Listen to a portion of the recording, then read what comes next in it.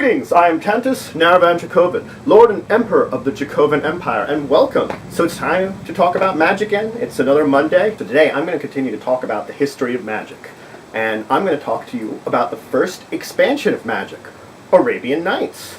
Now, Arabian Nights came in December of 1993, so it was the same month that Unlimited. Now, there were 92 cards in the set, of which 78 were unique. Now, what does that mean?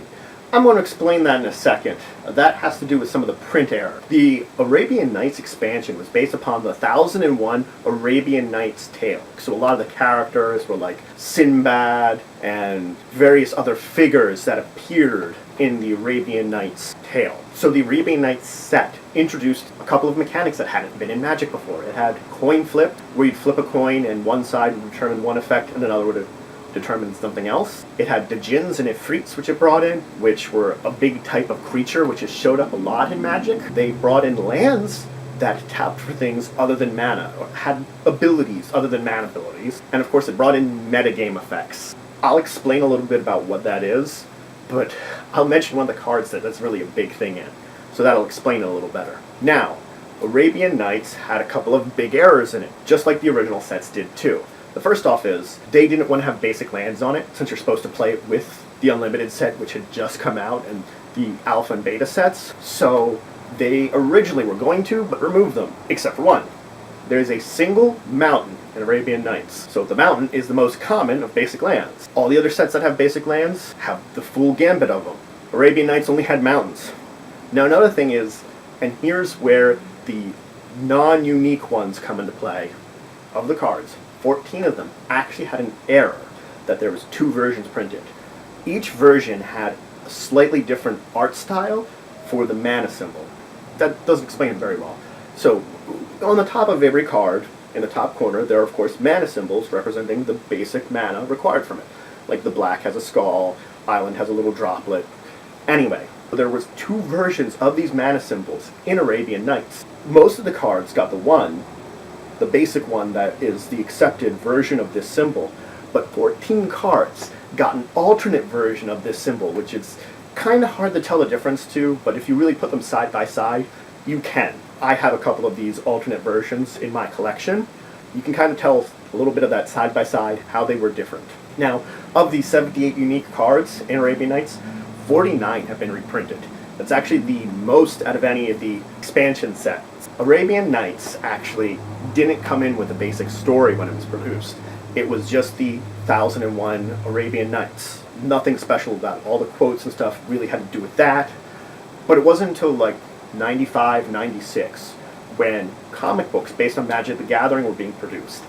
Some of them actually came in with the backstory of the Arabian Nights set and introduced it as a plane called Rabia. And so that sort of introduced that there's this another plane, and it's like a series of little planes all connected together representing the 1001 tales. Think of it that way. So it's like a bunch of little planes making up the one big one. Where of course we're talking about planes like different planes of existence, so people aren't getting confused again. It's the same thing with planeswalkers.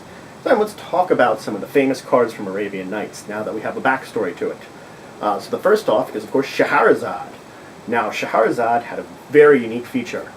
Once you played it, you would take all the cards in your library and play a sub-game of Magic. So you'd play a second game of Magic. This is the metagame that was mentioned, being introduced. Whoever lost that sub-game will lose half their life when you came back to the original game. So you'd use your library, play a game with it, come back, reshuffle your library, put it back in place, because it's all the same cards you had. It's just now, you played a second game inside your game.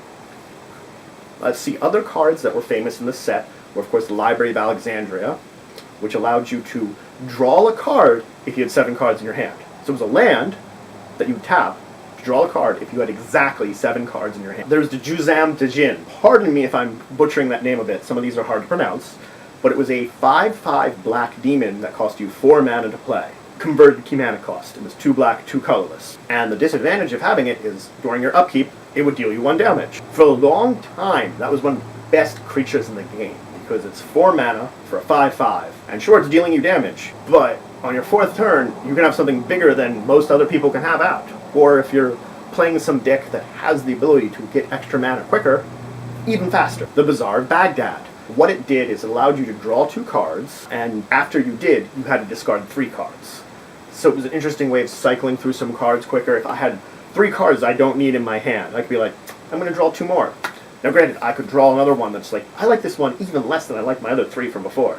I'll get rid of it. It was a good way of also, if you had ways of bringing things back from your graveyard that were in play, you could cycle things into your graveyard quickly. There was the Kurd 8. It was a 1 red mana cost red creature that was 1/1 that had the special ability, if you controlled a forest, it got +1/+2. If I'm playing a red-green deck, played it on the first turn, my second turn I could play a forest, and I already have a 2/3 attacking my enemy. It was really good. And of course then, very famous is the mountain, the single mountain which I mentioned, 1 mountain. So other cards which I kind of feel were very important to the set because they introduced interesting concepts were a couple more. There was Ali from Cairo. He was a red creature that as long as he was in play, any damage that would put you below 1 life puts you at 1. It was a way of you just live through damage. Really interesting that way. Now it doesn't stop loss of life, and that's getting into something with the rules. I can explain that in the future, but just think of it this way. If something says it's loss of life, you can still kill someone with Ali from Cairo out.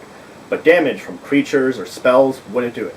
Now he's not protected, of course, because he's a creature, so you can do stuff to that creature, but he protects you, personally, while he's in play. Other cards were Desert. It was a land. It could tap for a colorless, or tap to deal 1 damage to an attacking creature, which you had to do at the end of combat. There was also City of Brass. When you tapped it, it dealt you 1 damage, but it could tap for any color mana. Desert Twister. It was a green spell, which cost you 6 mana, but you could destroy any permanent. That means any card on the board you could destroy. There was City in a Bottle. So City in a Bottle.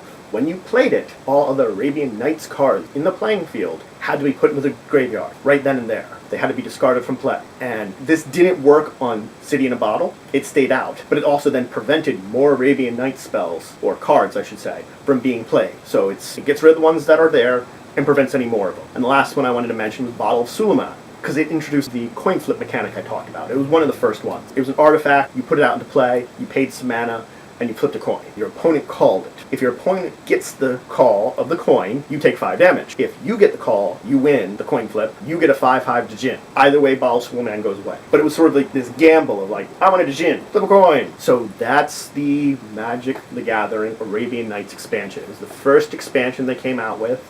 It came out really early on, because it came out the same month as Unlimited. So they were both out right then and there. And it wasn't the first expansion, of course, as so many more expansions have come out since then.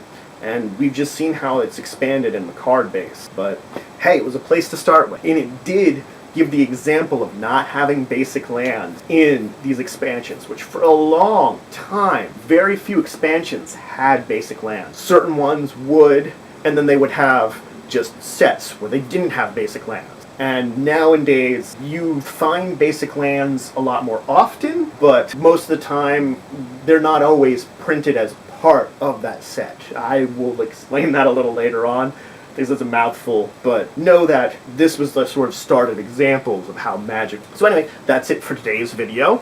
It was a good talk about Magic the Gathering once again. So if you have any questions about this set, anything about Magic, leave it in the comments below. You could use a like. It means you're supporting us. You can join the Empire by becoming a citizen. That just means you subscribe to this channel and you want to join us. We're always looking for more members. And until next time, I bid you farewell.